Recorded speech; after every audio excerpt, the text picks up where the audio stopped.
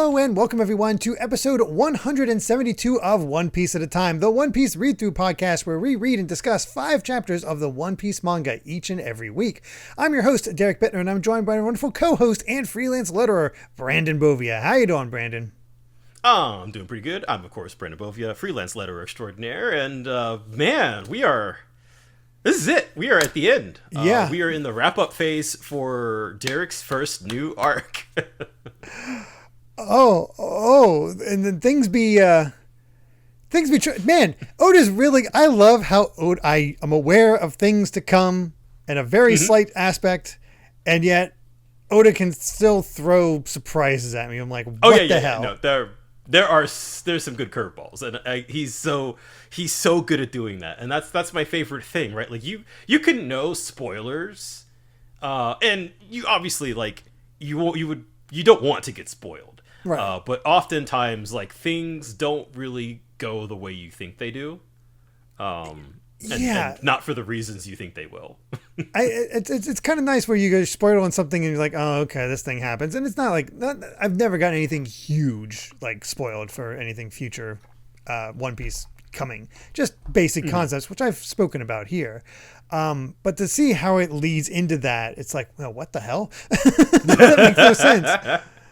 So that's fun. That's really. It's one of the best aspects. And honestly, you know, we always talk about how like the post-fight wrap-up chapters are some of the best. Like there's always stuff happening. That streak continues. It really does. And I feel like what we get this time is like that, right? Like it's you know, we of course, you know, we get the bombshells, of course. But there's some really just like, we get that texture that we're always yearning for. Like there's a lot of really good characterization in how we are starting to kind of tie up all the loose ends. Yeah, absolutely. There's some really simple aspects in all this that are just like, man, it's just a little thing, but man, it really does feel good after everything these characters have been through. That's sort of the big thing there. But yeah, let's just get to it, because who knows how long we can talk about this the way we are. This could be a long one. Yeah. So let's get to chapter 791, Rubble. And Sanji making bread versions of Nami with some ice. Yeah, of course. There's a bread version of Chopper, although, you know. It's kind of funny. I wonder how much they're going to like puff up and be like, I don't know if that looks like Nami anymore. Yeah, exactly. Like they've got the dough for like the boobs, but like, you know, you put it in an oven, God knows how that's going to look. Yeah, exactly. So I like the little mouse putting the butter glaze on it so it doesn't like it's so properly browned and whatnot. There's nice little details there that I would absolutely eat the mouse bread or the chopper bread. I'd feel weird eating the Nami bread, but but it's a cute one overall. Yeah. Let's go ahead and get to this chapter, though, as we see Doflamingo hit all the way through the city into I forgot all about this, the mystery docks, like the underground docks for all the trades happening that we saw way before. It feels right, you know, just, you know, he's being sent back down to sort of the origins, you know, the things that he was trying to hide, you know, and kind of almost literally like being brought into the light. Yeah. It's so good just to see that effect. And just, again, it's the reactions more than anything else, to see the reactions of what happened there, where Rebecca has her mouth covered. Viola's immediately crying. Law, seeing that, just like that dark feeling, it's like, oh my god. and of course rescuing Luffy from falling God knows where so we can figure him out. 3 for 3 for Law at this point, just being a free travel button. Yeah, his power has been extremely useful when it comes to that. Yeah, you're just gonna like, all right, we're just gonna start transporting people. But man, this image of Luffy just completely spent is like, this boy pushed himself to the limits in this one. And honestly, we don't see much of Luffy here in this set, because he is done. He has been fighting so much this day. Yep. And then, of course, you got Doflamingo's broken sunglasses just clacking down next to him. You never do get to see his face. It makes you wonder, like, yeah, what is Oda hiding? Yeah, it made me wonder. I think I've talked about this like way back. Where I think I've seen Doflamingo without his sunglasses before. I think I might have made that up. Oh, okay. I actually don't think we've seen him. And everybody's looking at the sky and being like, well, there's no one there anymore. What just happened? What's going on? Tell us, Gyatz. And his ladies are just like, hey, Gyatz, you're injured. You shouldn't do any shouting in this condition. It's like, no. What kind of commentator fails to crown the winner? Look up to the sky, Dressrosa. The birdcage is disappearing. And there it goes. And yeah, it's the end of Doflamingo's rule. Yes, and as we see the birdcage disappearing, just like as everybody's like just trying to push, and all them falling over because it's now just gone. And I like that. That's a fun touch. I love that they were pushing so hard on the factory they tip it over. Yes, God, that rules. But yeah, they look above and the birdcage is gone. So Luffy is victorious.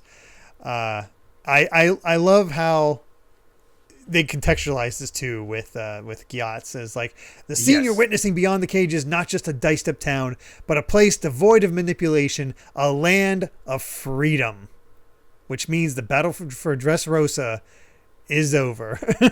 He obviously talks about gasses up all the people who fought in this bit. But, yeah. And my favorite thing about all of this is that he just like Gyatz starts tearing up so much that he starts blubbering and he's like and the wimmer the Gawingers. And as he's stumbling about, like Riku's having his flashback to the meeting with Doflamingo, it's such great powerful moments, and it's just have that Rebecca crying over Luffy. It's like how he's saying, I won't let the toy soldiers die. Stay safe. Mark my word, I'm going to crush Doflamingo. And his face is just covered in her tears. Yep. But then that juxtaposition with Gyatz just leaking from every orifice. He's like, can't get out the words. But yes, Lucy, your champion, has beaten Doflamingo. We are free.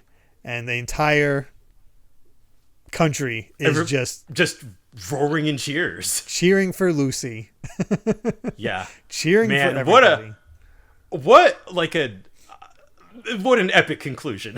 I'm glad that we basically dedicated an entire chapter like to start with to have the story start with the tournament and to have it end with the announcer declaring Luffy the winner as if this is the end of the tournament.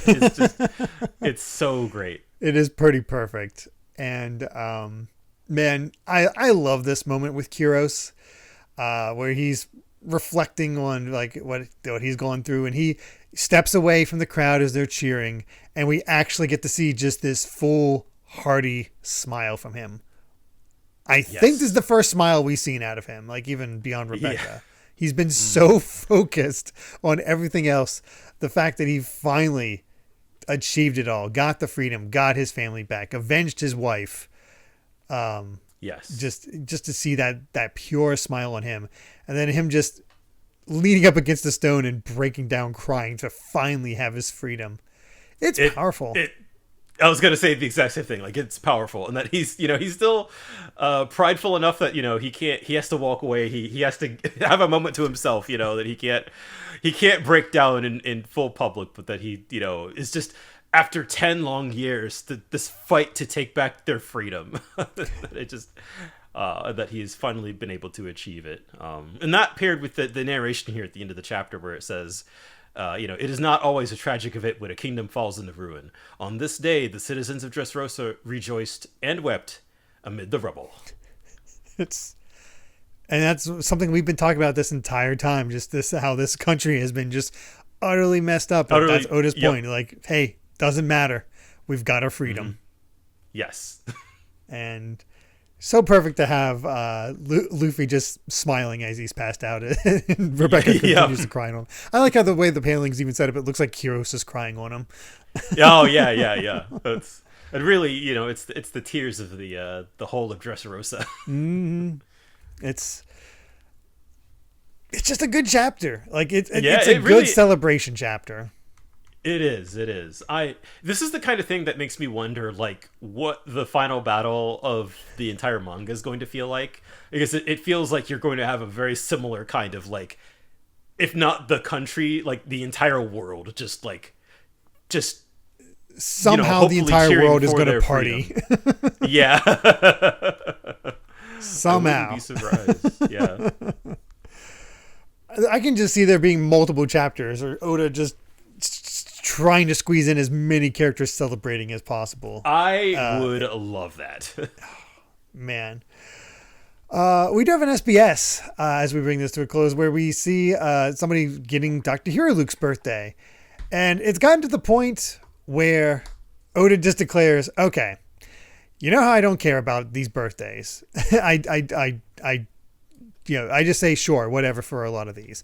So I've been talking with my editor, looked up all the birthdays we've got so far. And so we actually made a birthday calendar that you can check out at the back of this volume. You find there's a lot of overlaps, but what our challenge is now is let's fill out the calendar. Let's get a birthday for everybody. So submit your birthdays as of October 2015 and let's fill it up with more and more. And of course, there'll be more characters as we continue on. So we're going to update it regularly. So, make sure to check that the dates are empty before you send them in. So there you go. Wow. And that's crazy that we're at October 2015.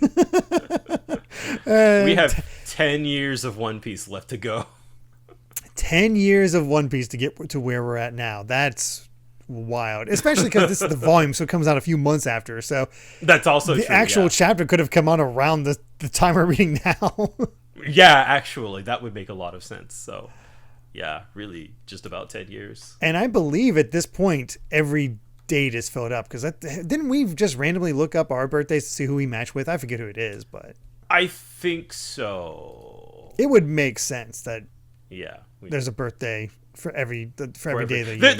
There's certainly more than 365 One Piece characters. Oh yeah, and there's definitely you definitely get some overlaps.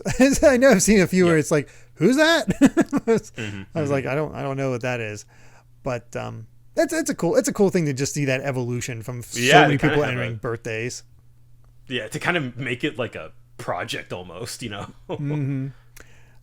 Speaking of birthdays, let's get to chapter 792, where we, on hands and knees, but more importantly, less importantly, honestly, it's a very cute cover thing where it's happy birthday being spelled out to Mancheri from Leo in the form of fireflies. Yeah, it's adorable. I like that it's spread out to beyond just the core crew. You get cute stuff like this. I feel like we're gonna get a lot of really cool ideas that really could encompass the entirety of the One Piece world. Mm-hmm. And we get into the chapter itself where the crowd is still cheering, everybody's elated. Sabo looks up, has a nice little sigh, and we find out he defeated Burgess. It seems fairly handily at that. He doesn't look like he's too roughed up or anything. No, not at all. And Burgess is asking him, he's like, you aren't going to finish me? Nah, it's all over now. You're all too soft, you brothers. And that's when he starts taunting us, like, you want to know what Ace said right before we handed him to the Navy after our captain defeated him in Bonero Island? And all the while we have this ringing in Sabo's pocket. Because all the rest of the rebels are just like, hey, the Navy's coming soon. We got to get the commander and get out of here. We gotta go. So pick up Sabo and let's get out of here. But Burgess, of course, is still taunting him. It's like, when Ace learned that he was going to be executed, he said, "Don't tell my brother." That reaction hits. from Sabo gets him. Yeah. And at this point, like, he's just Burgess is just goading Sabo, right? He's just like, of course, where they're going to report to the entire world that the infamous Fire Fist Ace was brought to justice. The military made sure to get 120% of what his life was worth. And that's when Sabo just grabs him by the face and says, stop talking. I've spent time thinking about his last thoughts on Earth every single night since it happened. I don't need you to explain any of this to me. And and Burgess is like, oh, he's falling for my plan. I'm gonna just straight up stab this dude and get the flame fruit. So he's taunting him, and he's finally at the point. It's like, you didn't go to your brother's help. You weren't there for some reason. Too busy taking a naps. And he goes to stab him. That's when I've had enough regrets, and he just blasts him away with a fire fist, which so good. Which it does. It was kind of, Burgess is kind of, I think, asking the questions that are kind of, in the back of the reader's mind, right? Like, if Sabo is alive, that does have all of these different, like, rippling effects, right? Like, why wasn't he there? We're going to find out in this set. Yeah, we do. Finally. I did not expect that, honestly. I wasn't sure if that would be answered or not. But we do get an answer for why Ace and Luffy had no idea, despite it being so important. And I actually like that Sabo wasn't going to finish Burgess off until he got taunted, because it's like, it's not a good idea for the Revolutionary Army to get into a battle with an emperor. Oh yeah. Why should we like piss off Blackbeard more than we have to? But when Burgess is acting like this, and I wonder if this negates the threat of Burgess for the future. And I'm like, I don't think so. I don't think he's done. Yeah, I feel like, I like, in my negates, I mean, like, we fought him before, we're going to fight him again, and he's already been beaten once, and obviously he's going to be beaten again, that sort of thing. So his threat level is not as high.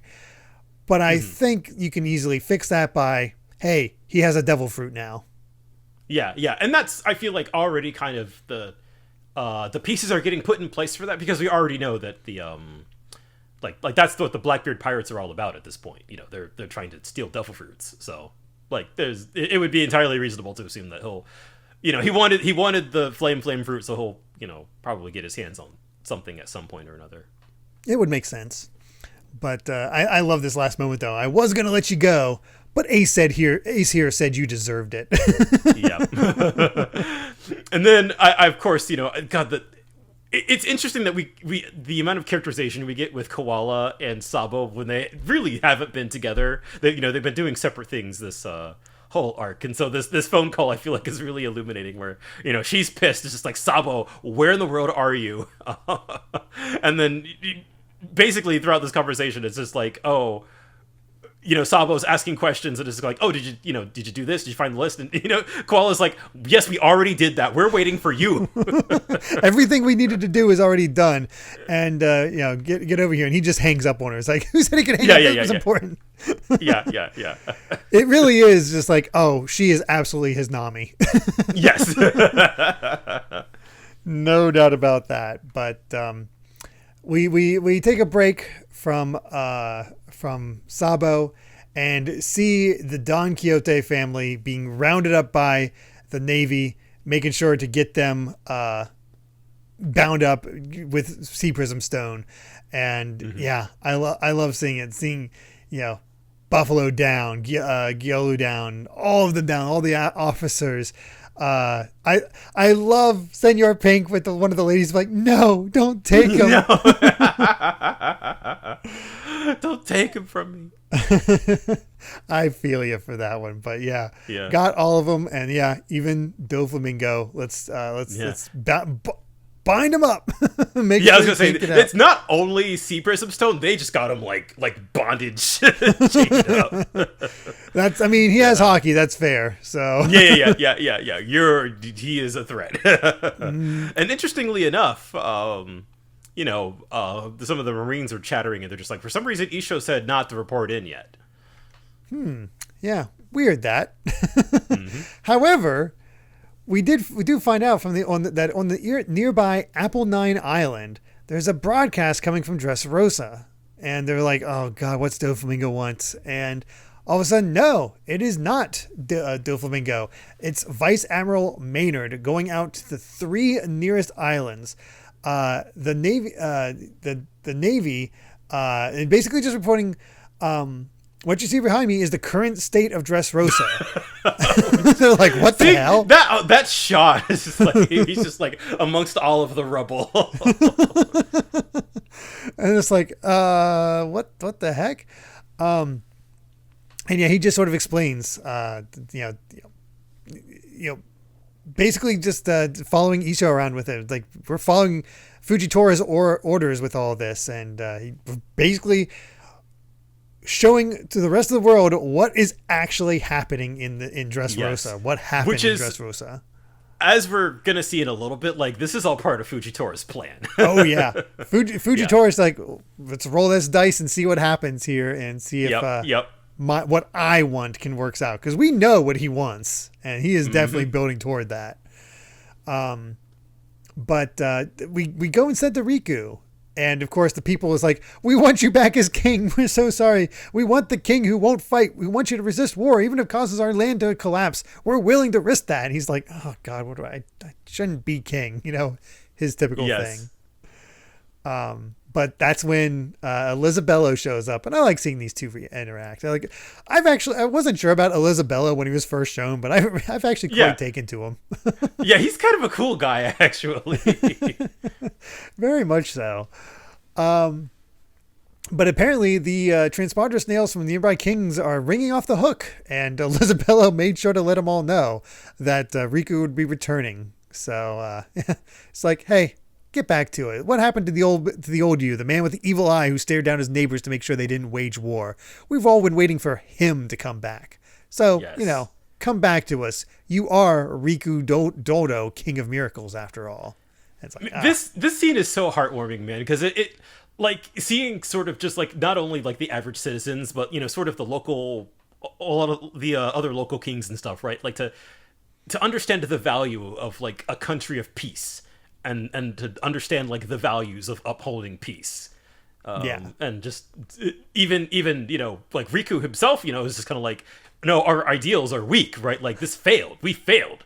So he doesn't he feels that he doesn't deserve to hold the throne again. But I think it. In an almost, kind of what we were talking about a few episodes ago, just like, sometimes the stuff can feel like maybe a little cheesy or a little schmelzy, but I do love seeing that. It's good stuff, because he's convinced at this point that what the country needs is somebody that's not about peace. Like, this is his peaceful ways, he feels, is what got him into this. And everybody's like, no, we want that back. We've been a country of war basically this entire time. No, we don't care for poor. We just want that peace back. And it feels like a rejection of the notion that like humanity is like inherently violent. Which I feel like is certainly the ideal, or that is certainly like something you see in just like stories in popular media all of the time. And even I feel like characters within the world of One Piece, as we'll see in a little bit also. But sort of that peace is worth upholding and is kind of worth fighting for. I don't know. It's sort of it's a good resolution. It is. And then we get to the other shoe dropping, where Fujitora shows up in front of Riku, and he's like, we can't have you take all the blame for the hell Doflamingo raised. The force responsible for letting that vicious pirate hold official reign under the authority of the warlords of the sea system, and it is none other than the world government. So to the people of the kingdom, to the people of the royal family, allow me to most humbly apologize on behalf of the government. And all the Marines and Fujitora bow before Riku. What an incredible moment, dude. That does not happen. We've seen that's not happen because of the whole thing with Alabasta, which the manga will get into. And it is a huge moment. Yeah, we've talked so much about just how like deeply corrupt these systems are, and of course, like anybody with a functioning brain could understand why the Seven Warlords system is just like stupid. and is to the benefit of nobody, and we have now seen it ruin 2 separate countries. Yep. So the only advantage was taking on Whitebeard. That's the only thing we saw. That's really the achieve. only bit of it. Yeah, and I'm sure for the world government's ends, in terms of maintaining their hegemony and their power, I'm sure it benefited them. It was to deter other smaller pirates. But that they wouldn't care what happened to literally anybody else to make that end happen, and to literally just see almost 800 chapters into the manga, like to see not only the Navy, but like a friggin' admiral apologize for literally anything, let alone this thing that we've all said from the start was a horrible idea. Mm-hmm. And that Fujitora knew that he was going to own up to this, which is why he was like, we're going to get this on camera. Yeah, he made sure the camera guy was there. He made sure it was taken picture of and seen around the world. So, yeah, as the narration goes, the false prosperity and true nature of mighty Dressrosa, the fall of Doflamingo, the world's greatest black market broker, and Naval HQ Admiral Fujitora prostrating himself in apology, the massive incident within the cage was finally unleashed upon the world. And it's like, get that in an article. We got to tell everyone. Yep. The Luffy Alliance took down Doflamingo. So get that info out there. Word's gonna be spreading. Mm-hmm. So, love the implications of that. We do have an SBS though before we move on, where somebody points out that apparently the type of flower you're meant to give to show gratitude to your father on Father's Day is the sunflower. Is that why you had it on a sunflower field for Kuros's battle and for Rebecca and whatnot? It's like, I did not know this. I knew carnations for Mother's Day, so I don't know. But I also know that other flowers are also sent on that holiday, so I suppose there must be a number of different explanations. But I do like the idea that sunflowers and father are linked. So unintentional, but works out. Yeah. And then there's just another detail, a small detail where somebody found out that there's a sound effect that reads "go go go," and on the back of a hand is the kanji for Rira, so gorilla. Yes. It's a stupid joke. Yeah. And then of course, somebody just saying, "I'm really happy that Kuros beat Diamante," or he even spelled it wrong, Diamante. yeah, and there's a little kid's drawing of the bastardo. It's like, that's good stuff. Oh my. Well, let's go ahead and get to chapter 793, Tiger and Dog. And I love this one. this is a fun one. Just Chopper can't tell the difference between Tengu, Pinocchio, and Usopp. That's cute. So confused. Yeah, wow. Didn't know Pinocchio's a canon to One Piece. Who would have guessed? Especially because this might be the first time we haven't had any animals other than Chopper in one of these. Yeah. I guess a Tengu is a yokai. It's sort of kind of a... Kind of works, yeah. Maybe. Still cute. Yeah. Oh, gosh. But, Fujitora still bowing. Everybody's just like, oh, my God. And Riku's like, just raise your head. Do you really want the world to see this spectacle? In fact, did you not choose to go after Doflamingo just to set this moment up? It's like, no, what I needed was the truth. So I chose to let them do all the fighting. That was my gamble. How could a man who let pirates run wild on innocent folks turn his blade on a warlord of the sea and then act as though he dispenses justice? It was through the actions of pirates, gladiators, and citizens that this country sees victory today. And it's like, we had no right to be the ones to put him down. So, dude, Fujitora, best admiral, easily. He's the best. He just gets it. He just understands that, like, yeah, we have no place here. This is our fault to begin with. Mm-hmm. So, what right do we have to fix it and say, yes, there's our justice? And I love how it goes a little bit further as we see more of this. In Fujitora's view. It's so perfectly handled. But we do also see the the disbandment of the little Riku army as Kyros is saluting all the the Tontadas. Tontadas. Yeah, I'm blanking on that. It's like it's a cute moment. Good job, again. everyone. We're just wrapping it all up. Yeah, it's so nice. And of course Riku's like, okay, we gotta protect our saviors once again. We gotta hide them away. So, hide the pirates. Hide the pirates, hide the gladiators, get them in the palace, and everyone who's lost their home into the palace as well, if you don't mind. So it's like, I hope there's some room because that's a lot of people. Yeah, a lot of people. I mean, hey, it's a big palace, but I don't know if it's that big. And then, oh boy, I love this scene. This is juicy. Oh yeah, it is. To go to Sacred Mary Joa and have Sakazuki or Aki Inu talking to them. He's like basically learning. So it's like, okay, you're telling me the whole mistaken mess about Doflamingo leaving was on orders from even higher than all of you? Talking to the 5 elders. Yeah, which, oh boy. Freaking celestial dragons. And he's like, okay, how does a guy like Doflamingo bend the world to his will? It's like, if this keeps happening on my watch, I'm going to be a laughingstock of a fleet admiral. So, and we finally get his face reveal to see, he got definitely damaged in that fight. Yeah, you're right. I had forgotten scarred. we hadn't seen his full face yet. Which is funny that they kept hiding it because it's just a scar in the same way as... Yeah. It's not really a... Yeah. He looks exactly how you would expect. He's got even a bit of his one of his ears kind of chipped off a bit. Although, I missed the chip on his ear, but yeah, it's part of me wonders if that might be from Whitebeard, not Aokiji. Maybe. I don't know. Yeah, I don't know.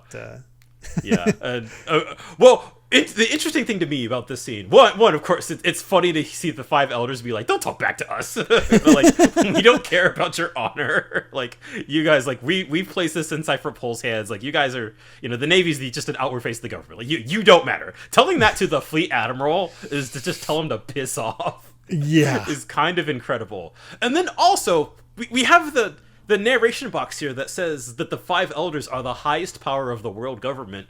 And yet, the implication that it was something above even them that, it has to be the Celestial Dragons at that point. But there has to be some sort of governing body of the Celestial Dragons, I would imagine.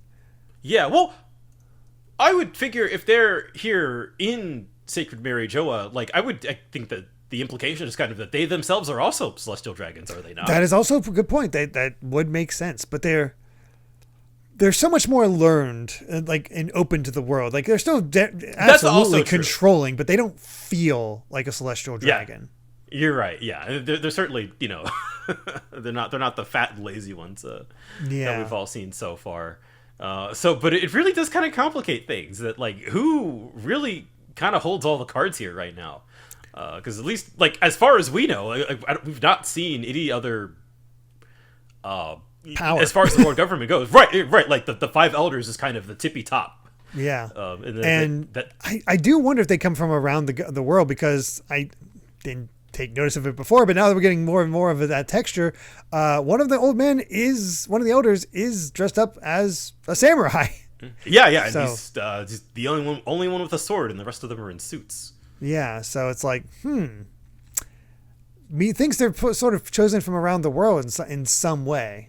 But yeah, there's still, again, that's crazy to me that we've the 5 elders were introduced in, like, Jaya, right? It's either Jaya. Yeah, I think Jaya, because it was after Alabasta. Yeah, and we still know basically nothing at this point. And then we're getting even more. I don't even think we have names to the 5 elders, but this threw me for a loop. It's like, what if Kuzan? He's dedicated to his considerable power to assisting Blackbeard, of all people. Which we kind of had the implication, but there's the hard confirm that he's working with Blackbeard, which is also nuts. When was that implication? I'm trying to remember when that implication happened. Was that at the end of it must be the end of Punk Hazard, right? It was at the scene in the tournament where Burgess was talking to Luffy, and he was, like, on the phone with Blackbeard. Mm-hmm. It was, like, right before Luffy got on the phone with Blackbeard, where they're like, oh, wow. We got some information from Aokiji. Which was sort of that's right. I forgot that little moment. Oh my god. Yeah. But it then really, like, you're like, because it's like, what's up with that? You know, like, they have some sort of connection, you know, maybe. Yeah. But it seems like, no, he's just hard confirmed that he's working together with Blackbeard. Why would he be doing that? Yeah. Why? Especially because Oda made it a point to have Kuzan kind of help out with the movie, which is within-ish canon. So yeah, elements of it are in canon. So I don't know. It's like, huh? Yeah, that's so different. Yeah. It definitely does make me think. Back to the conversation that he had with Smoker at the end of Punk Hazard, where he was kind of just like kind of basically like it, you know. It's easier to do some things as a free man, right? True. You know, there's something that you can there's some things you can only see like from outside the Navy or something like that. Which I think we made an assumption that maybe he's working with the rebels, but no, he's not working with revolutionaries. So yeah, which I feel like that would make more sense. Actually, that would be the more sensible thing to do. It would after having a. But I can also see I could also see Dragon being like, I don't trust you. Right, yeah. That it would be very easily, you know, to assume like, oh, you must be like you're going to capture us, you're a spy or something. Of course, you know, throughout this whole exchange, Sakazuki's just kind of like, you know, he's gone. That fool's long gone from the ranks. Like whatever he does has nothing to do with us. You know, don't put this on me. And it's like, I wish this scene would go on for like 10 more pages. But we got breaking news. Yeah, this conversation is happening before they even learned that Doflamingo was defeated.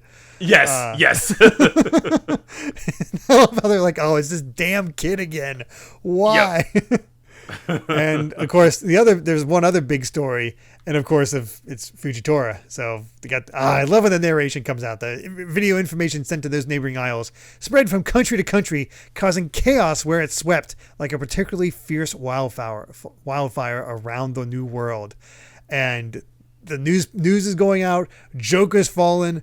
These people that were in like wars are like oh shoot, we're out of source for our weapons. Well, gotta surrender now. We have no chance. Yeah, war's coming to the end, and then of course, you know, people like, we had a deal. Like, you can't do this to us. And so people being like, you know, the weapons must still be in Dressrosa. They're just like, no, there's an admiral in there. You can't go through. You know, what about the smile? You know, and then who are they? And then putting a big old target on Law and Luffy. If only they hadn't shown up. I had to zoom in. Oh, okay. Yeah. And I like this little bit where we don't see her, but we get to see Suru's old granny here, her ship, learning about Doflamingo, because she was the one on Doflamingo's trail for a long time. That's true. Yeah, we saw that with the flashback. Yep. So here we go. And I also like the implication we know who's with her. Because what's he ask? Want a cracker? Oh, yes. So that's definitely Sengoku. Yeah. So that's pretty funny. Is it would it be Sengoku or would it be a Garp? Oh, Garp. Is it Garp with the one? I assume Garp was the one with the crackers, but no, you're right. It might be Sengoku. One of those two. Maybe one of those two is all the way. Maybe you can't rule out both. Yeah. Either way, they're kind of involved. Yeah, and I love, of course, with any sort of big world-changing news, we have to check in on the supernovas, right? Yeah, and we see Bonnie off on her own again, just in some certain town, where she's like, with somebody's like, some old grandma made off with my pizza, and then the little girl walks by. It's like, yeah, a better indication of Bonnie's powers. Yes, certainly. Which. Good for stealth. I wonder what else you could do with that whole idea. And God, I really hope Bonnie is one of the characters that gets a big focus when it comes to these supernovas. She's the most curious, especially with her how it ended before the time skip with her kind of being captured by Blackbeard. So I'm like, what happened with her? That whole thing just kind of she's off somewhere else entirely now. We check in next on Rouge, who's in a certain sky, found a remote sky island to heal up on after some big battle of his where there's someone there. And they're like, we don't know who. We find out who, but we don't know who. He's gonna like, what do you mean? We're up in a sky island. What do you mean somebody's here? And then in a certain sea, we see Capone. Yeah. It's like, oh, apparently, well, he learns the news. It's like, oh, they're making a name for themselves. Well, we got to take care of. We're taking Caesar for ourselves. So now Caesar's this hot commodity that everybody wants, which makes me wonder. Oh, does that mean Capone's going to get a bit of a focus for for when we take on our next big thing? Just because everybody wants Caesar. Everything's happening, right? Like we're just getting all of these little bits and pieces. Oh my God. I love the implications of what just each of them are kind of up to, what's going on for it. And then of course the biggest one here with the Kid, Apu, and Hawkins allegiance, where they're like, oh, they're definitely after Kaido since they took down Doflamingo. Mm-hmm.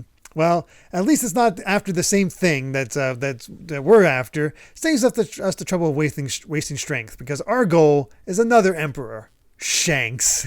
We were curious who they wanted to focus on. Yeah, what do you focus on? Interesting to choose Shanks. I have no idea how that goes. Right. Ooh. But then we also get to see Drake. And you get that confirmation where Doflamingo killed. He was the kid that we saw escape. Yep. Like he killed his father. He's like, I don't bear him any grudge. It's like, and just see more of what he's up to as he's learning about this. So, we've got to report on this big news. He's really going to snap. So, wonder who they're reporting to. We don't have an indication of that, unless it's connected to this other thing where somebody's shouting out, Master Kaido, where are you? That idiot Joker went and screwed it all up. We can't get that smile no more. I don't know if that's indicated to be the same island or a different island. It doesn't clarify. I think maybe because the last thing I remember before the cover story, the last thing that we saw of Drake before the time skip where he was, and it was on a kind of a snowy island like this too, where they're like, oh, we're connected with Kaido, and he was like, oh, good. Yeah. So it is. And the weather, it does kind of match. So I think they're on the same island as Kaido. Whether they're working with Kaido or something like that, I have no idea. Mm-hmm. So, but yeah, Kaido is going to learn very soon that things got messed up. Yep. So, but back on Dressrosa, Fujitora is getting yelled at by getting grilled. Sakazuki or Sakazaki. Sakazuki, you had it. Oh, Sakazuki. Okay, sorry. I still have Aki Inu in my head. Yeah. But it's like, you know what it means for a naval admiral to admit fault. Why didn't you report to headquarters first? Well, it's like, if I had, suppose the news would have come out and tell a different story again. It's like, I love the transponder snail taking on Sakazuki's face. It's so stupid. Yes. So dumb. And I love that this feels like it is really bringing context to all of Fujitora's actions. And again, all the Alabasta comparisons, as we've been saying, we kind of go to a flashback here where Smoker is talking to Fujitora, and he says, I believe the Seven Warlords should be disbanded. 2 years ago, I was there in person when Crocodile's entire ruse was exposed for what it was. The Navy was helpless to do anything about it. If it weren't for the Straw Hat crew, Alabasta would have sunk to being a pirate nation, just like Dressrosa now. But the government reported that his downfall was the work of the Navy. And so, he's lamenting that, if only I was a higher rank back then. And so for him and Tashiki to kind of really reflect, to be like, I'll be damned, he really went and did it. It's like, and even they comment, it's like, it's almost if he's just righted that wrong for us. And even Smoker's like, I couldn't do the same thing even if I had his rank. I'm astonished. So, and of course you get the little joke. It's like, oh, I'm famished. She thinks it's famished. So it's like, oh, I have muffins. And hey, turns out the kids are still with him, because it really has not been that long since Punk Hazard. It's been a day. Yeah. So the kids are still with them, and that's what they're all up to. Apparently they're heading towards Vegapunk's lab to try to get, see if he can help him out. Yeah. So that probably got told that they're okay, and then it was like, okay, we're off to the next place or something to that way. But And of course, Sakazuki's like, hey, we've covered up plenty of things in the past. He's like, hey, I'm not going to be made a hero on a big fat lie. It was the choice of our superiors in the world government to hire pirates to keep the balance of the world. No, this is an issue of the Naval HQ's trust and dignity. It's like, And then, basically, like, you're way out of line. It's like, yes. you've caused our justice to lose all face. And I love how Fujitora shoots back. It's like, if your face is all you cared about, keep it tucked away where it won't get hurt. If admitting fault means your trust is gone, then you didn't have any in the first place. Dude, again, he's just the best. telling off Sakazuki. Telling it, just being like, this is about more than saving face. Like, being able to talk back to the literal fleet admiral is so good. And then he's just, just I love that he's just like an upstart, basically, right? Like, he's new, fresh off the line, and he's just, and I love that even sort of his some of the other Navy guys are like, Isho, do you know who you're talking to? And I love how it's an argument between two of the most hard face drawn men out there. Like, it's not the goofy looking stuff. These are two hard men. No, this is politics. And that's when Sakazuki declares, like, no, you're going to make this right. You won't set foot on any naval base in the world until you've brought Straw Hat and law with you. And Fujitora's just like, yeah, that's what I wanted to hear. Oh, boy. Ooh, yes. We got an ultimatum. Man. Fujitora's the GOAT. He's the GOAT. He's the absolute best. Not even close. Not even close. We've never seen anybody talk smack to Sakazuki.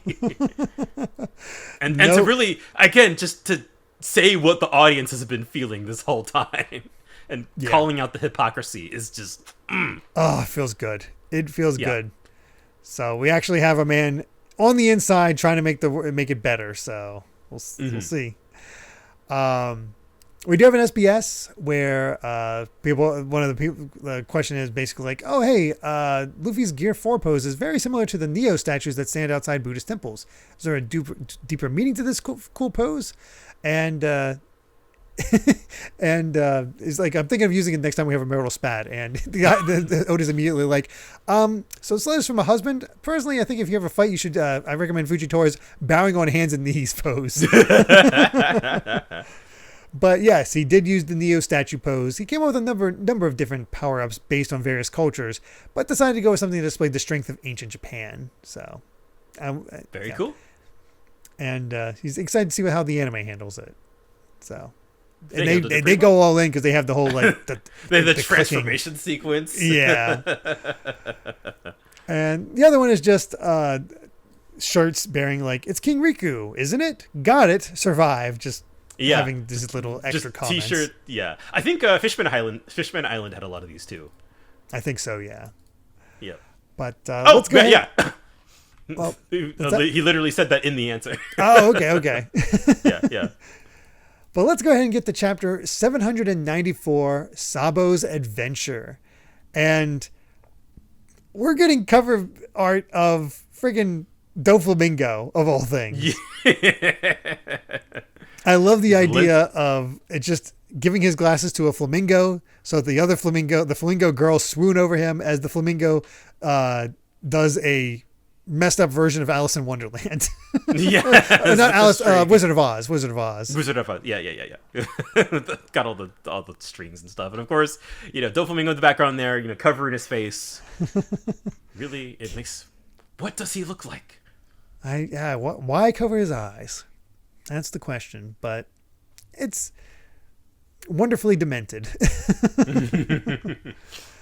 But we find out that Luffy, Law, Frankie, Zoro, Robin, and I believe Bellamy, and Usopp are being hidden away. Oh, and Kyros are hidden away in Kyros' home, resting and recovering.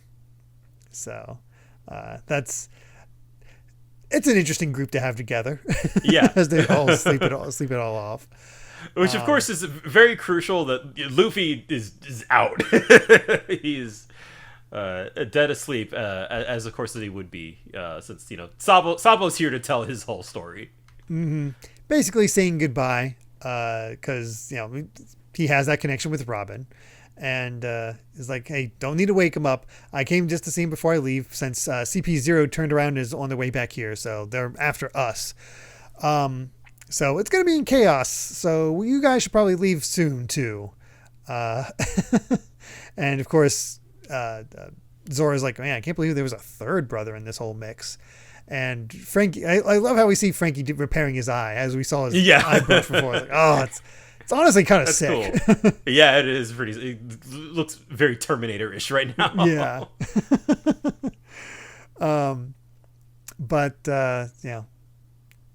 Sabo basically explains, like, yeah, after all, I was pronounced dead years ago, and Ace, Luffy, and I raised all kinds of hell when we were kids. But that's when we swore when we grew up to be pirates. That was what we swore when we shared the cups of brotherhood. And one day there was an incident, and we get that flashback to him meeting up with Dragon as a kid. It's like, I'll never be free of this place. It's like a bird cage. I forgot that line. It's so good. Good foreshadowing. So of course we see him heading out. We see the cannon hitting him. His hat being destroyed. Him being like, him kind of on fire as he's this baby is burning alive.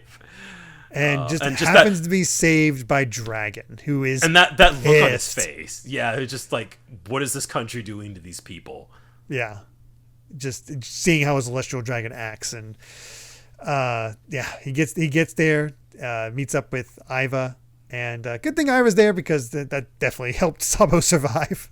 Yes, but we see why he's all bandaged up and whatnot. So but there is a problem. He's lost his memory.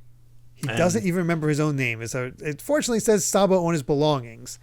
But yeah, it's clear that he's of Goa Kingdom noble stock. So let's look for his parents and send him back home. And that's when Sabo's like, no, I don't want to go back anywhere else. It is so ingrained in him, like the strong desire. I don't want to go back to that family. And that's how he joined the Revolutionaries, because he just did not want to go back. But he also forgot his dream of becoming a pirate. So that's why that's how he ended up with the Revolutionaries. And I love the little background elements where we can see a lot of Iva's Kamabaka Kingdom people. We get to see to the left of Iva, with his memory won't return line, we get to see that's Inazuma. Inazuma, that's it. Inazuma's there. Yeah. So yeah, I didn't notice that the first time. Yeah, I missed it too. It's so little. Iva kind of takes up the most of the frame. Fair enough. I do like, though, back in the present, that Sabo kind of regales that, like, it was only because of Ace that I got my memory back, which is sort of, he's kind of thinking it's his way of saying, Sabo, you're brother to Luffy and me. But of course, it happened in the worst way possible. Yeah, it's they get an article about the Paramount War where Whitebeard lost. Iva is not mentioned his death, but the fatalities are Whitebeard and Fire Fist Ace. And like, look at this, Dragon. Is this true? Straw Hat Luffy's your son, and Sabo's looking at it, and you can see the fuzziness of him looking at Ace in that image, and then having that memory of them as kids. And finally it clicks into place, and all the memories come rushing back. And by this point he's second in command, and we can see Koala there, and God, I love the ruffled shirt she wears. Just offhand, I love how just classic. No, dude, the Revolutionary Army fits. Like, even Sabo in the scene, like, he's dapper. Yeah, and all the memories come rushing back to him, the cups, everything else, and he screams out just like Luffy, and that's so poignant. It did, yep. And then he just says, like, the man who died here isn't some unfamiliar pirate. He's not some dangerous element of this age of piracy we seek to curb. Ace is my brother. And it's just apparently that he'd been knocked out for some time, for 3 whole days. Very much in the same way as Luffy. It was just that traumatic. Yeah. And I love how both Hack and Koala are here waiting over him. And I like how we get a little difference for Koala here, because she's actually crying over him, which she cares wouldn't about do. him. Oh gosh, but yeah, Sabo's not quitting the revolutionaries, and like I got to talk to Dragon, and that's basically I got to get my hands on a devil fruit. Yep. Let me And go then on we a side actually quest. get to the meeting that we didn't see the whole exchange of, where Sabo reveals that he's alive to Luffy, and oh my god, just to see Luffy's reaction, Yeah, the he hugging, just gives him a big old hug. He's just blubbering to him. I love that, Sabo picks him up and he says, "I'm so glad you're alive. And yes, Ace is dead, but at least you're still alive. And I nearly lost 2 brothers without being able to do a thing about it." And so it's kind of what we had talked about at the end of Luffy's flashback, right, where he kind of believed that he had lost both of his brothers. Yeah. And Sabo kind of he says the same thing, like, if you had died as well, I would have been all alone for good. So just thank you for being alive. Yeah. Oh, it's so good. And then he just asks, "Would you let me eat the flame fruit?" And Luffy's like, "Yeah, great idea. I love it." Yeah. It's the only answer. As he's true, he's accurate. It is the only answer. And yeah, the memory loss completely. Amnesia feels like such a crutch because we're so used to it being used for RPGs and whatnot. But as an explanation for how it all breaks down, it works for Sabo. And I'm not upset. Sure, he had amnesia, whatever. No, it's entirely believable, and I think because it is a part of his journey, but we meet up with Sabo with his memories already intact, right? It is just sort of a way for Oda to say, like, Sabo has been out there and alive this whole time, and this is why he didn't get involved. And as a revolutionary, maybe wouldn't have gotten involved even if he wanted to, necessarily, even if he wanted to. Yeah. This mainly explains why he didn't try to save Ace. Mm-hmm.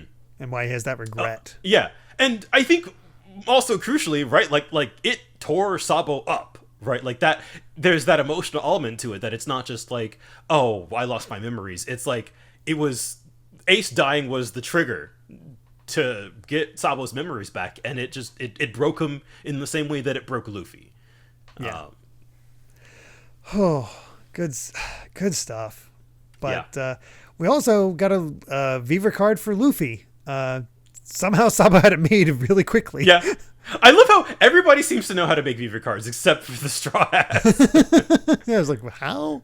Yeah. But, and of course, Sabo's about to hear to take his leave, and I love that he's saying goodbye to Robin and Frankie, and I love that we're bringing back the bit that like Frankie just loves sob stories, and he's just a crying mess.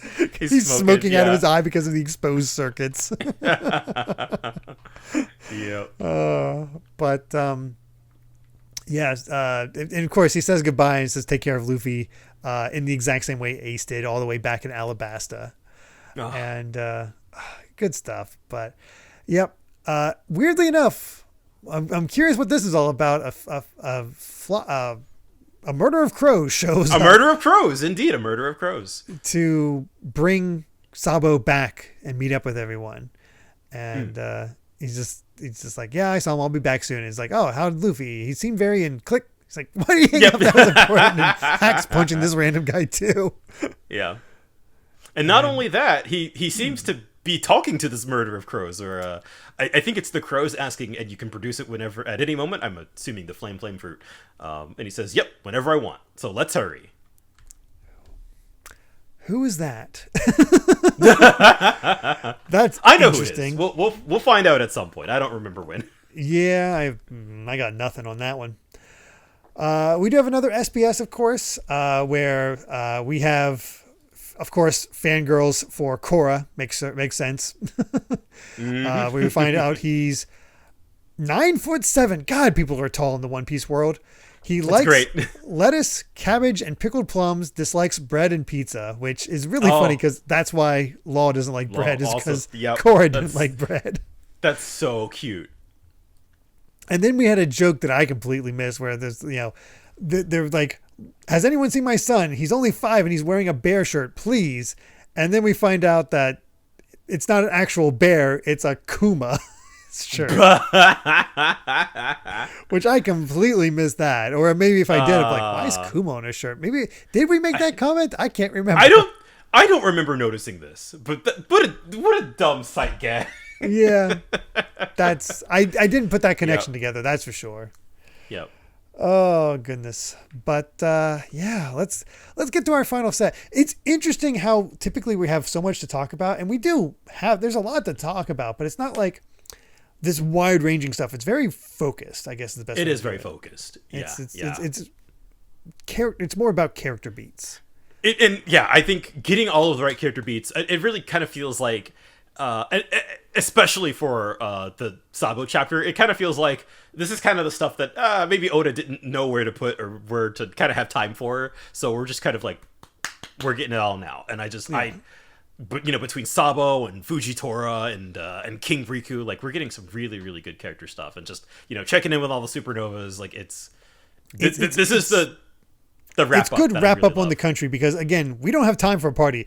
I imagine these guys have to just go. Especially because 795 goes places. It really, really does. Oh goodness. But yeah, Fujitora's betting whether or not they go after Luffy. I feel like we should the chapter title and the cover story. Oh my gosh. Chapter 709. I'm so excited to get to it. Chapter 795, Suicide, which that's the funny thing, is that you told me what the chapter title of this was last week. Is like, so you want to it's not a spoiler or anything, but here's the name of this one. I'm like, Suicide. What the hell? It makes no sense. Once I saw that, I was like, oh, I know exactly what this is. And of course, we have Nami giving a ugly gorilla makeover, and apparently making it look good, because the guy in the background is pretty happy. I don't know what it is, but I like Nami's smile in this. It's cute. Yeah. Okay, now the Dressrosa, where Fujitora is making a bet on whether or not they go after Luffy or not. It's like, we agreed that one with Straw Hat's number. Yes. It's like, yeah, but no, they've won this round. No rest tonight. But we tracked down the location, and after that big blow with the Fleet Admiral, this is our best chance to bring in Law and Straw Hat. It's like, no, man doesn't throw the dice then they quibble with the result after the roll. It's unbecoming. It's like, come on. Again, I love Fujitora, man. I love that it's just, this is how he decides to do it, and he's just like, I'm not gonna make a move. Like, I've tested this man's luck, and I'm going to keep testing it. Yeah, and his own luck is kind of crap. Which which is also what we have seen. Yes, so he does get lucky on occasion, but it's such a fun gimmick. Yeah, man. But yeah, we're at the palace, and I love how we still have those ugly ladders to get. Oh yes. To the palace. It's, it's so raised up, and the makeup of this entire country is just off. It's just been shifted. But all the people are just laying out. We got all the refugees sleeping. It's like, has anybody seen Lucy since since everything happened? It's like, no, but it's turning into big news, and I wish we could thank them. Whether they're pirates or criminals, it doesn't change the fact that there are saviors. And I love the little details of the gladiators falling asleep, because we have Baby 5 curled up next to Sai, just completely content. Like she's happy. It's adorable. Yeah, of course. Yeah, all not getting arrested for any of her crimes. Like it's fine. It's fine. Yeah. The other funny thing is that we still have not seen anything of Sai's brother. What's his name? Oh, Boo. Boo. I'm looking if he's sleeping next to Don Chen Zhao, but nope. It's just Hideo. I love that we've chained up Cavendish. Yes, because he's in his crazy of a Hakuba. Yeah, that's so good. Amazing. And then Rebecca comes in to talk to Riku, and it's like, I've looked all over, and neither father nor the Lucy's gang are in the palace. It's like, no, they're all together, and I'm sure they'll make an appearance here tomorrow.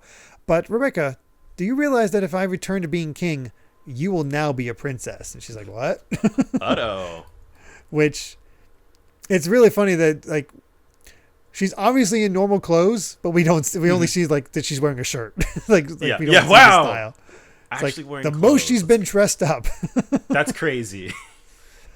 But here's the crazy thing. Yep. The next day on the Sunny with the twirly hat pirates. I don't know what the twirly hat pirates are all about. Are these guys getting attacking them, or are they the new name when they're I don't know what that's all about. No. I think it's because of Sanji, because of his eyebrow. Oh, okay. So we learn that they actually did escape from Big Mom's ship. So they're not near Big Mom anymore, but they're somehow back in trouble.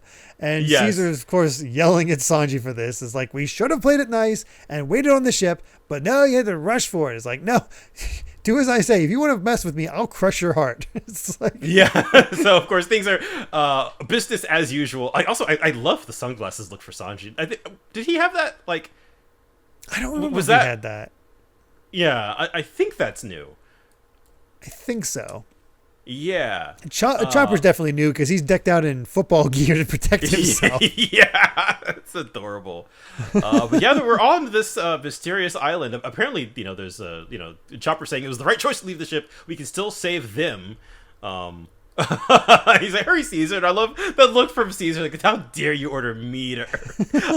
I forgot how much I loved the dynamic of the Straw Hats and Caesar. Like, he's just so perfect. Just dealing with this jerk, and Chopper's yelling at him. Is like, if everyone dies, I'm holding you responsible. So hurry. He's actually yelling at him and whatnot. That's great. And then we see our other group of Nami, Brook, and Momotaro. Momonosuke. I'm like, dang, I know Momo, but I've lost the end. Yeah. But apparently it's really hard to run on that ground. So they're too distracted by the mystery girl. So don't know what that's all about. But fortunately, they are okay. They like, watch out, Nami. Watch out, me. They're catching up. Like somehow they're getting attacked. And some random guy with horns and is asking him, where did you hide the woman? How'd you get onto this island? This is a special... Oh, and here comes a rain eruption. What is happening? What's a rain eruption? We see a volcano, apparently, that's just spews rain. Spews water out, but apparently it's not hot because they're not roasting. It's just a lot. I don't know what's up with this island. I don't know how they got here. I don't know who they're dealing with. Who's the girl? Like... There's a lot going on. Whenever we finally catch up with these guys after how long, and most of them haven't had time to change because Nami's still, I think, in her outfit from Dressrosa. I don't think so. I don't remember. I think these might be new outfits for everybody. Oh, okay. So like what? But I'm not 100% sure. But yeah, it's clearly something's happening. They're being chased by somebody. The rain eruption separates, Nami Brook and Momonosuke, so Nami has to rescue them from drowning. Yes, because they can't swim. And that's when we hear anything suspicious must be killed, and somebody attacks with something called sheep's horn, which I'd say that's a Zoan, if I had to guess. But Brook, showing off his abilities, love the sunglasses look for him as well. Oh, yeah. No, dude, everybody's stylish as heck. He's got a little hat on. Like, everybody's dripped out. And that's when Sanji catches up because like, hey, keep guarding. And Sanji finishes off this guy is attacking with his Muton mallet. And that's when some woman calls out, Master Sheep's Head. Who are they? It's like, and Sanji's like, who are you? Yeah. Oh, who are? He just starts, he's getting all embarrassed. And of course, this woman is just like a full-on bikini armor. Yeah. Not even any kind of connection in the front. Somehow it's there. Like, it's just okay. It's just sticking but apparently Master Sheep's Head is down. They're still looking for the samurai. They pushed him this far and there's still no sign of him. It's like, apparently that there was no samurai. These horned guys is all we know. It's like each of them have some sort of horn on their head, whether it's through a helmet or extending out of their hair. But eventually the water drains and they're like, what was that all about? It's like, where's the girl? Maybe she got away? Well, as long as she's safe. And then we see what seems to be the girl who seems to be half animal. Like seems very like, deer-like. Yeah, very deer-like. It was sort of my observation as well. And God, there's a lot of questions going on here. Oh gosh, but it's like, hey, everyone! Chopper starts calling out, "Hey, come quick!" And they go to the lower forest because we have to hurry. There's not a moment to waste. And that's when we see the person they beat down has Kaido's symbol. I think we've seen I think we've seen Kaido's pirate flag up to this point. Have we or have we not? I don't think we have. Okay, but it becomes clear based on the next like 4 pages. It becomes clear. It's like, oh no. Yeah. Yep. How does this group keep having to mess with emperors? Right. Hey, the New World is Emperor territory, so it's we're going straight from Big Mom to fighting Kaido's crew apparently. Oh my god. But that's when we actually shift over. Like, we're done with them for now. We have no idea what they're up to. Like, they're still that was our question. That was our first look at the other half of the Straw Hats in like almost 70 chapters. It's just chaos. Of course, it's just chaos. Complete chaos. But we go to the hideout of the Kid Pirates, where there's a massive explosion, some kind of earthquake. Everybody's being scattered by all of this. Yeah, I think it's an enemy attack. Yeah, something's happening. And they go to it, and it's just a huge hole. Something fell from the sky that's in the shape of a person. And I see this, and okay, Kaido is a design I've seen in very much the same way that I've seen a lot of art of Luffy, of Gear 4 Luffy against Doflamingo. You couldn't avoid Kaido's design. For some reason, I didn't really see much of Big Mom's design other than just the fact that she was huge and had a big mouth. Like, I didn't really see her whole design a whole lot. I just knew that she was kind of, big. She's big, and she's like exactly what it says in the tin. But Kaido, you couldn't avoid Kaido. Yeah, you can see. He's out in the open. I feel like with this, because this is going to be kind of tricky because we have narration interwoven with kind of the characters kind of trying to figure out what the heck is happening. I think we'll go to the narration afterwards because it's more building up the sign of it, because they're like, hey, wasn't there a legend of an island in the skies above this place where monsters are said to live? You mean you got pushed off a sky island? Yeah, the impact even capsized one of their ships. Who did this? The kid's like, what the heck is happening? And it turns out that Sky Island is the one that Arouge is hanging out on, which seems to be kind of a false one because as we see, it's being lifted up by thousands of balloons. Yeah, it's something called Balloon Terminal. Yeah, so I don't... There's a lot about this place that I'm just like, what even... Like, it looks just... Yeah, it's in ruins. Yeah.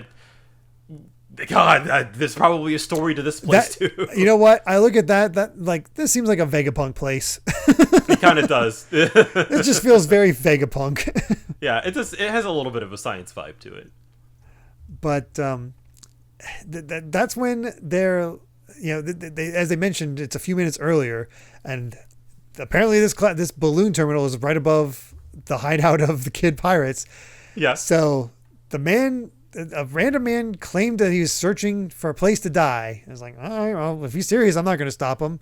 Amen. And then we see the man jump.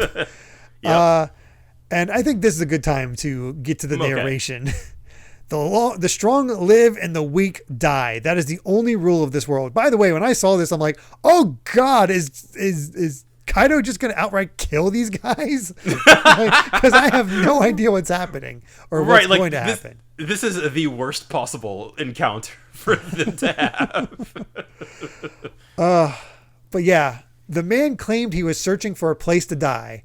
To speak more on this man, he had tasted defeat as a pirate on 7 occasions and been caught by the Navy or enemy ships no less than 18 times.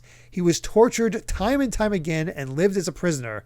And finally, he attempted suicide. The very rare act of suicide by jumping from a sky island.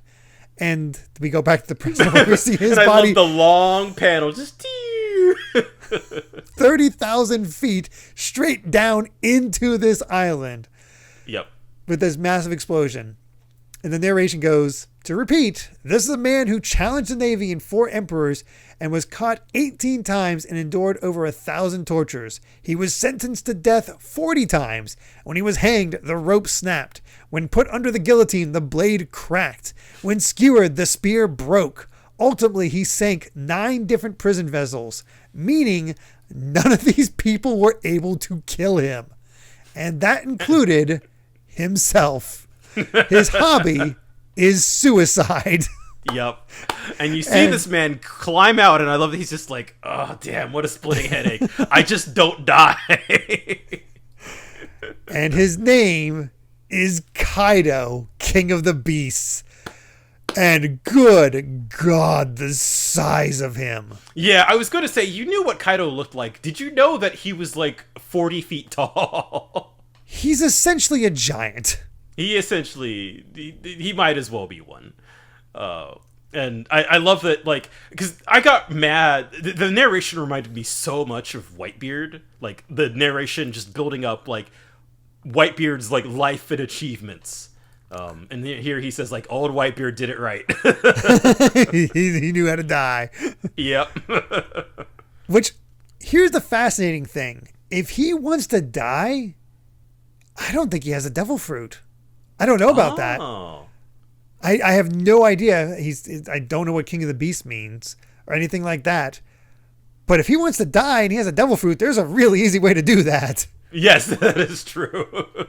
So there's my thought process. Yeah, the nature of Kaido and everything that he is very interesting, including the reasons why he is seemingly unkillable. Oh, people say in a one-on-one fight, always bet on Kaido. Land, sea, and air, out of every living thing in the world, this pirate is said to be the strongest creature alive. And we just end with him saying, as these 3 supernovas face him. I think, yeah, they all know. Like, I've never seen Hawkins look this worried. Yeah, no, he's just kind of like, oh. Yeah, no, bad luck of the draw. These guys, they're the ones who are like, well, Kaido landed on us. And all he says is, damn it all, hurry up, Joker, prepare for the final battle. Let this dreary world be destroyed. Let's start the greatest war this planet has ever seen.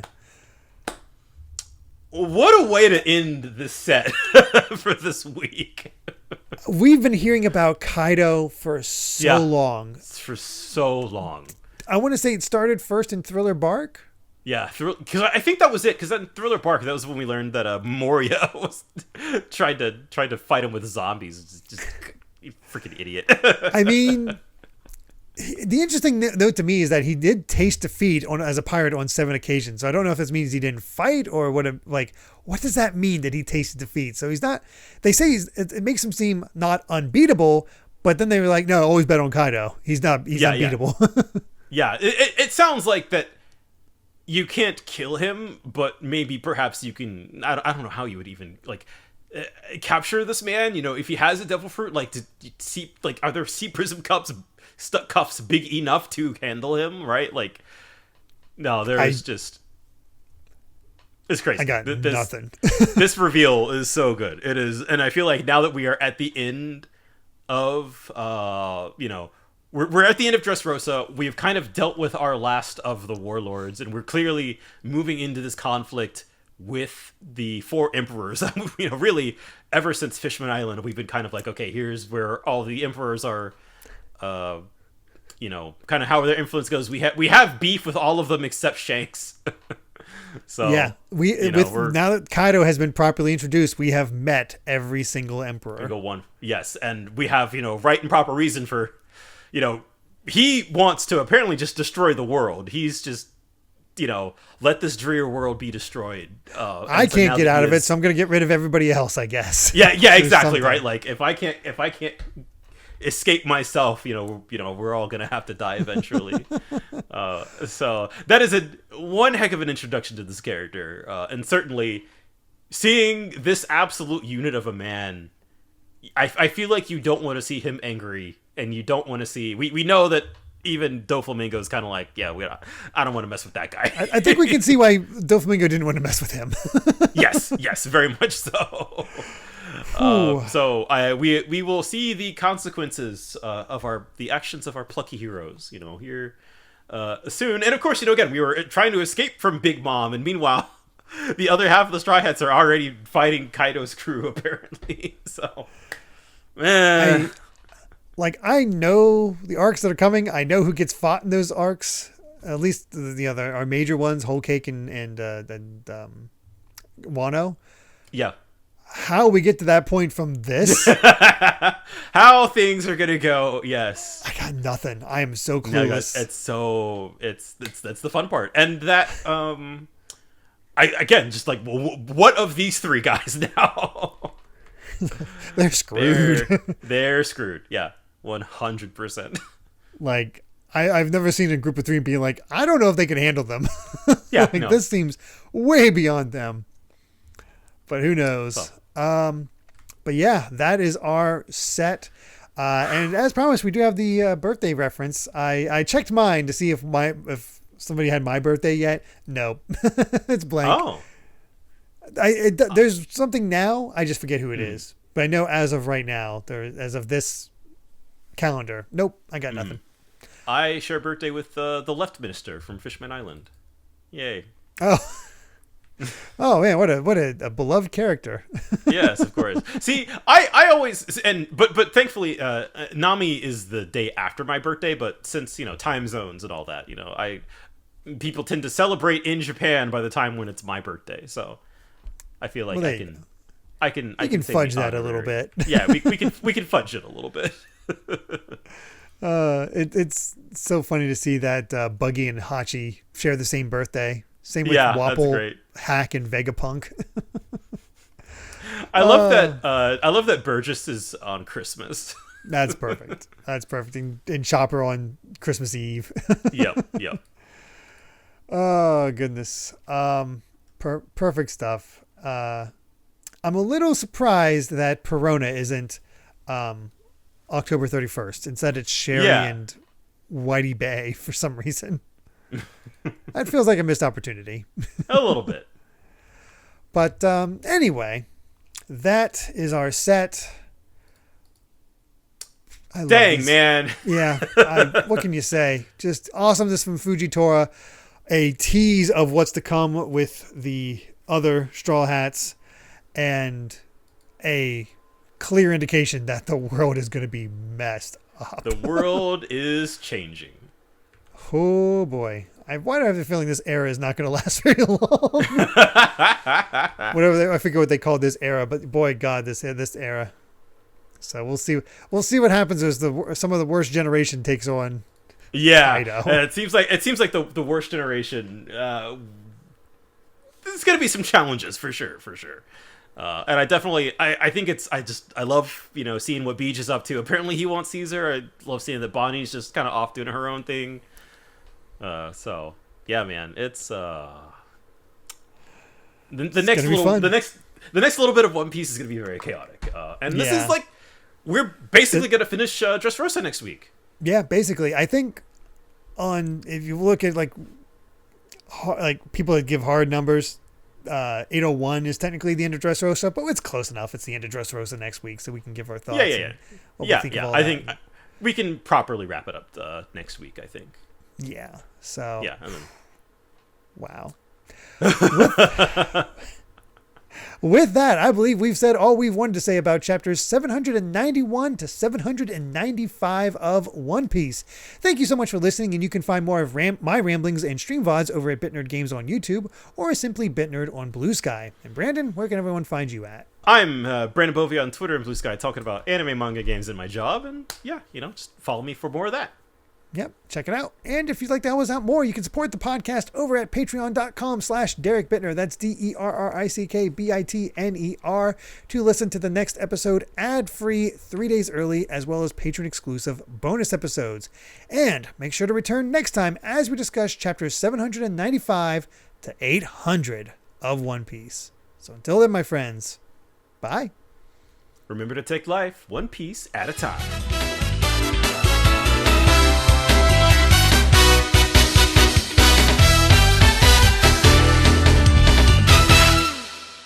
People of the kingdom, and members of the royal family.